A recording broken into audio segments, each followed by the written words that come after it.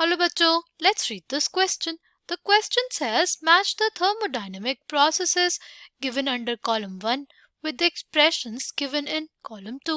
Column 1 में हमारे पास है freezing of water at 273 Kelvin and 1 atm. Option B है हमारे पास expansion of 1 mole of an ideal gas into a vacuum under isolated conditions.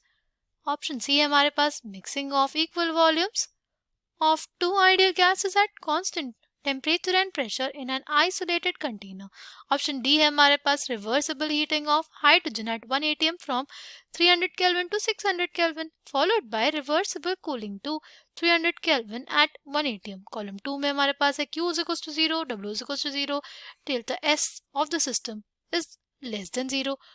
Option S है हमारे पास delta U is equals to 0 and last है delta G is 0. The key concept for this question is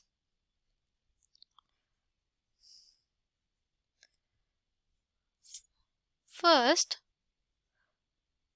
law of thermodynamics की mathematical equation क्या होती है हमारे पास? वो होती है delta U is equals to Q plus W. ठीक है, delta U is equals to Q plus W, है ना? अगर हम लोग बात करें सबसे पहले ऑप्शन की, freezing of water at 273 kelvin and 1 atm pressure, right? Freezing of water हो रहा है यानी हमारे पास वाटर पहले लिक्विड स्टेट में था, है ना? किस स्टेट में था? लिक्विड स्टेट में था. लिक्विड स्टेट से वो ट्रांसफॉर्म हो रहा है सॉलिड स्टेट में, यानी वो वाटर से आइस बन रही है. तो पहली चीज, ये रिएक्शन जो होती है वो इक्विलिब्रियम पे रहती है, यानी हमारे पास जो डेल्टा जी हो जाएगा इस रिएक्शन के लिए वो जीरो हो जाएगा, क्योंकि इक्विलिब्रियम पे अगर रिएक्शन होती है तो हमारे पास जो डेल्टा जी होता है वो जीरो होता है. ठीक, अगर हम लोग बात करें इस रिएक्शन की और, तो देखो ना, इस रिएक्शन में हमारे पास लिक्विड स्टेट से कन्वर्जन हो रहा है सॉलिड स्टेट में. जो लिक्विड स्टेट होती है ना उसमें जो एंट्रोपी होती है वो ज्यादा होती है as compare to solid state. तो हमारे पास इसमें क्या हो रहा है, डिक्रीज इन एंट्रोपी भी हो रहा है. ठीक, तो ऑप्शन ए में हमारे पास क्या क्या है? ऑप्शन ए में हमारे पास कौन से ऑप्शंस करेक्ट है? ऑप्शन ए के लिए हमारे पास करेक्ट है ऑप्शन आर और ऑप्शन टी. ठीक है,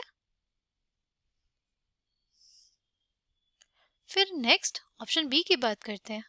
ऑप्शन बी में देखो बोला है कि एक्सपेंशन हो रहा है 1 मोल ऑफ आइडियल गैस का into a vacuum under isolated conditions. ठीक, देखो अगर कभी भी एक्सपेंशन अंडर वैक्यूम बोले, इसका मतलब वैक्यूम होने का मतलब क्या? वैक्यूम होने का मतलब बेसिकली ये होता है ना कि हमारे पास जो एक्सटर्नल प्रेशर है वो जीरो हो जाएगा. ठीक, वैक्यूम होने का मतलब ये कि हमारे पास जो P एक्सटर्नल है वो जीरो हो गया. ठीक, अगर हमारे पास P एक्सटर्नल जीरो हो जाएगा तो हमारे पास W होता है which is minus P external dV, change in volume, right? P external zero हो जाएगा तो W भी हमारे पास क्या आ जाएगा? जीरो. और इस ऑप्शन में हमसे ये बोला है कि आइसोलेटेड कंडीशंस हैं, तो आइसोलेटेड कंडीशंस में हमारे पास ना एक्सचेंज ऑफ मैटर होता है ना एक्सचेंज ऑफ हीट, यानी बेसिकली Q जो होगा वो भी हमारे पास जीरो हो जाएगा. According to first law of thermodynamics delta U is equals to Q plus W. अगर W भी जीरो है, Q भी जीरो है, तो डेल्टा U क्या हो गया? डेल्टा U भी हमारे पास जीरो हो जाएगा, right?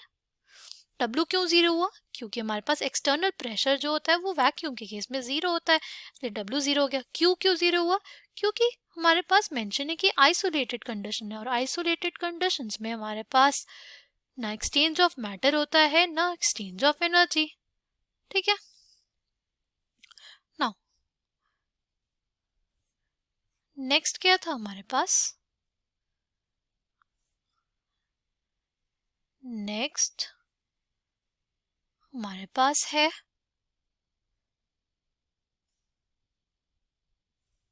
Option C. Option C में बोला है mixing of equal volumes of two ideal gases at constant temperature and pressure in an isolated container. देखो फिर से हमारे पास क्या है, आइसोलेटेड की कंडीशन दे दी ना, तो आइसोलेटेड कंटेनर के लिए हमारे पास जो Q होगा वो 0 हो जाएगा। ठीक है, ऑप्शन सी के लिए हमारे पास क्या हो जाएगा, ऑप्शन सी के लिए हमारे पास जो Q होगा वो 0 हो जाएगा। ऑप्शन सी के लिए हमारे पास Q 0 हो जाएगा। ठीक, और अगर हम लोग बात करते हैं इसमें, देखो कांस्टेंट टेम्परेचर दिया हुआ है ना, कांस्टेंट टेम्परेचर अगर दिया होगा तो हमारे पास जो डेल्टा U है ना वो भी 0 हो जाता है। क्यों, वो इसलिए 0 होता है क्योंकि delta U is basically equals to NCV delta T। तो अगर डेल्टा T हमारे पास 0 हो गया यानी चेंज इन टेम्परेचर 0 हो गया, क्योंकि कांस्टेंट टेम्परेचर है तो चेंज इन टेम्परेचर तो 0 हो गया ना। अगर चेंज इन टेम्परेचर हमारे पास 0 हो गया तो डेल्टा U 0 हो गया, डेल्टा U 0 हो गया तो हमारे पास क्या हो जाएगा, हमारे पास delta U basically equals to Q plus W ना। डेल्टा U हमारे पास 0 हो गया, राइट, Q हमारे पास 0 हो गया तो W भी क्या हो जाएगा, W भी हमारे पास 0 हो जाएगा। ओके, तो इस ऑप्शन के लिए हमारे पास कौन कौन से करेक्ट ऑप्शंस है, हमारे पास है option P, option Q, option S।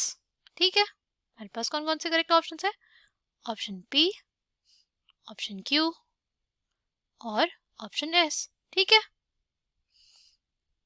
Option B के लिए भी हमारे पास ये तीनों ही करेक्ट थे, P, option P, option Q और ऑप्शन S। ठीक है,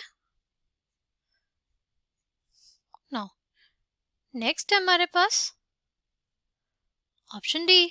ऑप्शन डी क्या कह रहा है, ऑप्शन डी बोल रहा है हमारे पास रिवर्सिबल हीटिंग हो रही है हाइड्रोजन गैस की at 1 atm from 300 kelvin to 600 kelvin followed by reversible cooling to 300 kelvin at 1 atm।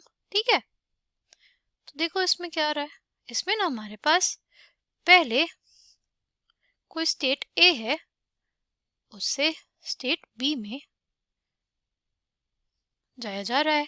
State A में जो टेम्परेचर है वो है 300 केल्विन और स्टेट बी का जो टेम्परेचर है वो है 600 केल्विन। ठीक है, तो हमारे पास पहले क्या हो रहा है, 300 से हम लोग 600 पे जा रहे हैं, फिर 600 से 300 पे जा रहे हैं, राइट। तो जब हम लोग 300 केल्विन से 600 केल्विन पे गए तो हमने क्या किया, हीट ऐड की, राइट, और 600 से 300 पे गए तो हमने हीट क्या की, लॉस की, है ना, हीट लॉस हुई तो हमारे पास नेट हीट जो आ जाएगी वो क्या हो जाएगा, वो तो 0 हो जाएगा ना। नेट हीट जो है हमारे पास वो 0 हो गया इस रिएक्शन के लिए। अब हम लोग ये देखें, ये हमारे पास साइक्लिक प्रोसेस है ना, ये हमारे पास क्या है, साइक्लिक प्रोसेस है। पहले स्टेट ए से हम लोग गए स्टेट बी पे, फिर स्टेट बी से हम लोग गए स्टेट ए पे। तो साइक्लिक प्रोसेसेस के लिए जो हमारे स्टेट फंक्शंस होते हैं कौन कौन, जैसे हमारे पास डेल्टा एच हो जाएगा ना इसके लिए 0, बिकॉज हम लोग साइक्लिक प्रोसेस में है, राइट। हमारे पास स्टेट ए पे कुछ एंथैल्पी की वैल्यू होगी, राइट, फिर स्टेट बी पे गए, फिर स्टेट बी से फिर स्टेट ए पे आए। फाइनल स्टेट और इनिशियल स्टेट दोनों सेम है, अगर हमारे पास फाइनल स्टेट और इनिशियल स्टेट दोनों सेम है तो डेल्टा एच हमारे पास क्या हो जाएगा, 0 हो जाएगा ना। और अगर हम लोग बात करते हैं डेल्टा यू की, डेल्टा यू भी हमारे पास इस केस में क्या हो जाएगा, 0 हो जाएगा, डेल्टा यू भी हमारे पास 0 हो जाएगा। तो हमारे पास इसमें ऑप्शन डी के लिए कौन कौन से ऑप्शंस करेक्ट हो जाएंगे, पहला तो हमारे पास हो जाएगा ऑप्शन एस, ठीक, फिर हमारे पास डेल्टा जी भी तो हमारा स्टेट फंक्शन है ना, इसलिए हमारे पास जो डेल्टा जी होगा वो भी क्या हो जाएगा, 0 हो जाएगा, ठीक। तो इसमें हमारे पास कौन कौन से करेक्ट ऑप्शंस, पहला टी, फिर एस, ओके, फिर हमने देखा था क्यू भी 0 हो गया। अगर डेल्टा यू 0 हो गया और क्यू भी 0 हो गया तो डब्ल्यू भी क्या हो जाएगा, हमारा 0 हो जाएगा। क्यों, क्योंकि according to first law of thermodynamics की जो मैथमेटिकल इक्वेशन है उससे, है ना। जो डेल्टा यू है वो हमारे पास 0, क्यू भी 0, तो हमारे पास डब्ल्यू भी 0। तो इसके लिए हमारे पास आंसर क्या हो गया इस वाले ऑप्शन के लिए? इस वाले ऑप्शन के लिए हमारे पास कौन कौन से ऑप्शंस करेक्ट हो जाएंगे?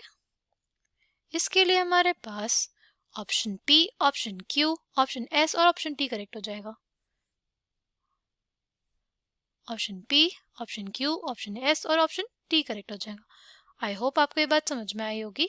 ठीक, final answer for this question is option A के लिए हमारे पास कौन कौन से ऑप्शन करेक्ट है? आर और टी। ठीक, ऑप्शन बी के लिए क्या करेक्ट है हमारे पास? ऑप्शन बी के लिए करेक्ट है पी, क्यू और एस। सी के लिए भी हमारे पास क्या क्या करेक्ट है? पी, क्यू और एस। और ऑप्शन डी के लिए करेक्ट है पी, क्यू, एस और T. I hope you understood it well. Thank you and all the best.